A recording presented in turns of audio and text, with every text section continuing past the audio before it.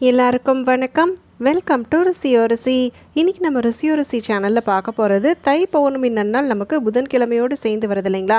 இப்படி இந்த அற்புதம் வாய்ந்த நன்னாள் அன்னைக்கு நம்ம வீடுகளில் பணம் சேர்ந்து கொண்டே இருக்கணும் அப்படின்னு சொல்லும் பொழுது இப்போ நான் சொல்லக்கூடிய 2 பொருட்களை சேர்த்து குறிப்பிட்ட 5 இடங்களில் வைப்பதால் மிகுதியான பலன்களானது கிடைக்கப்பெறும். அப்படி அந்த பொருட்கள் தான் என்ன, அந்த பொருட்களுடைய சிறப்பு என்ன, எந்த குறிப்பிட்ட இடங்களில் வைக்கணும் அப்படிங்கிறத வரிசைப்படுத்தி பார்த்துக்கலாம்.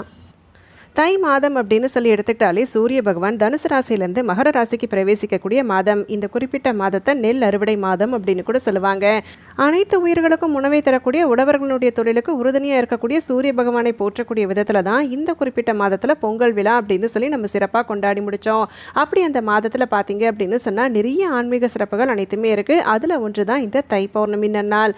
தை மாதத்தில் வரக்கூடிய பௌர்ணமி தினத்தில் நம்ம ஒரு சில குறிப்பிட்ட விஷயங்களை செய்வதன் பலனாக கண்டிப்பாக நம்மளுடைய வாழ்க்கையில் ஏற்றம் ஏற்படும் அப்படின்னு சொல்லி நம்பப்படுது.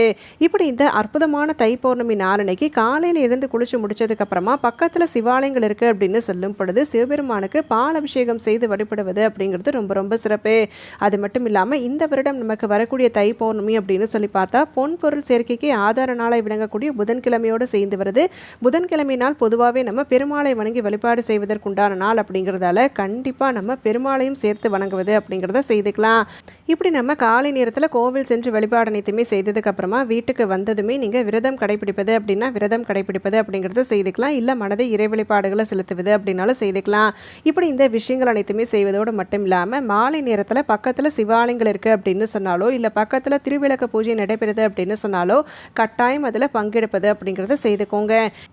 இதெல்லாம் நம்ம செய்வதோடு மட்டும் இல்லாமல் இந்த குறித்த நாள் அன்னைக்கு கண்டிப்பாக ஒரு சில குறிப்பிட்ட பொருட்களை சேர்த்து நம்ம வீட்டில் ஒரு சில இடங்களில் வைப்பதன் பலனாக நமக்கு ஏற்படக்கூடிய அனைத்து விதமான பணம் சார்ந்த தடைகளும் விலகும், பணம் மழை போல சேரும் அப்படின்னு சொல்லி நம்பப்படுது. பொதுவாகவே பணவரவிற்கு ஆதார சக்தியை விளங்கக்கூடிய பொருட்கள் அப்படின்னு சொல்லி பார்த்தீங்கன்னா 1-2 இருக்குது. அதில் ஒன்று தான் இந்த பச்சை கற்பூரம்.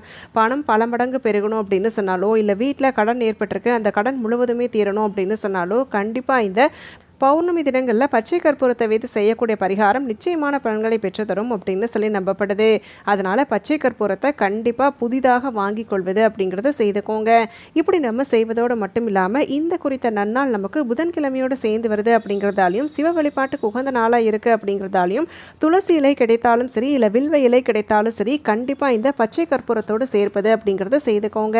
பௌர்ணமி நாள் அப்படின்னு சொல்லி எடுத்துக்கிட்டாலே நேர்மறை ஆற்றல் அனைத்துமே பெருகுவதற்குண்டான ஒரு அதிசக்தி வாய்ந்த நாள். நமக்குள்ள இருக்கக்கூடிய நேர்மறை எண்ணங்கள் மேம்படணும் அப்படின்னு சொன்னாலோ இல்லை நேர்மறை ஆற்றல் வீடுகளில் நிறையணும் அப்படின்னு சொன்னாலோ பௌர்ணமி நாளை விட ஒரு சிறப்பான நாள் இருக்கவே முடியாது. அப்படி அந்த விதத்தில் தான் இந்த தை பௌர்ணமி அப்படின்னு சொல்லும் பொழுதே கண்டிப்பாக வளங்கள் பெருகக்கூடிய விதத்தில் நம்ம வீட்டில் மேற்கொள்ளக்கூடிய பரிகாரமானது நிச்சயமான பலன்களை பெற்றுத்தருவதாக நம்பப்படுது.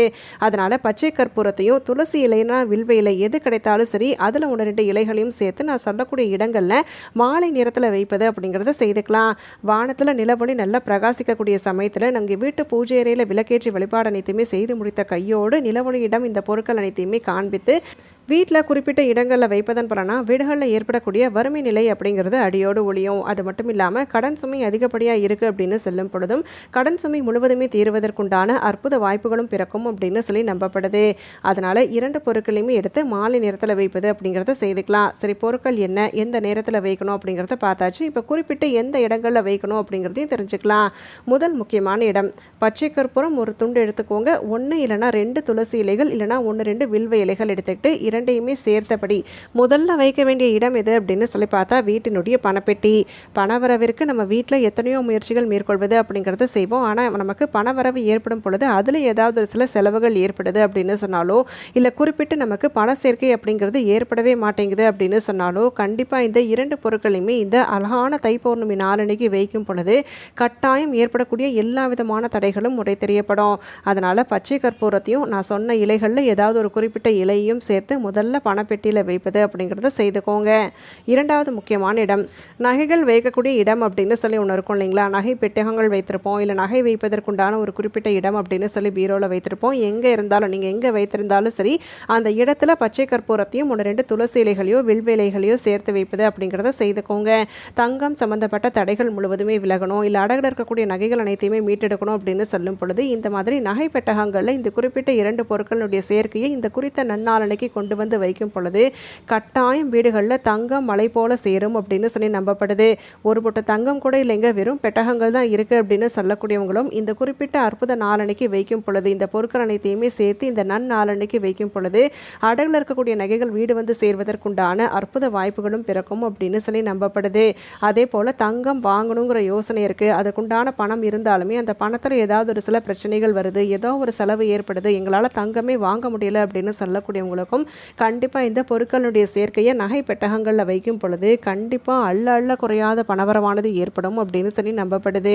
அடுத்ததாக மூன்றாவது முக்கியமான இடம், வீடுகளில் சேமிப்பு உண்டியல் அப்படின்னு சொல்லி ஒன்று வைத்திருப்போம் பார்த்தீங்களா? அப்படி அந்த சேமிப்பு உண்டியலில் பணம் சேரவே மாட்டேங்குது அப்படின்னு சொல்லக்கூடியவங்களுக்கும் சரி, இல்லை வீட்டில் சேமிப்பு உண்டியல் வைத்தாலே அதில் ஏதாவது ஒரு சில செலவுகள் ஏற்பட்டு கொண்டே இருக்குது, எங்களால் பணத்தை சேர்க்கவே முடியல அப்படின்னு சொல்லக்கூடியவங்களும் சரி, அந்த பணம் சேமிக்கக்கூடிய உண்டியலில் ஒரே ஒரு துண்டு பச்சை கற்பூரத்தையும் 1-2 துளசி இலைகளையோ வில்வ இலைகளையோ நாளைய தினம் இந்த குறிப்பிட்ட மாலை நேரத்தில் சேர்ப்பதன் பலனா கட்டாயம் நீங்கள் நினைத்து பார்க்க முடியாத அளவுக்கு பண சேர்க்கையானது ஏற்பட்டு கொண்டே இருக்கும்.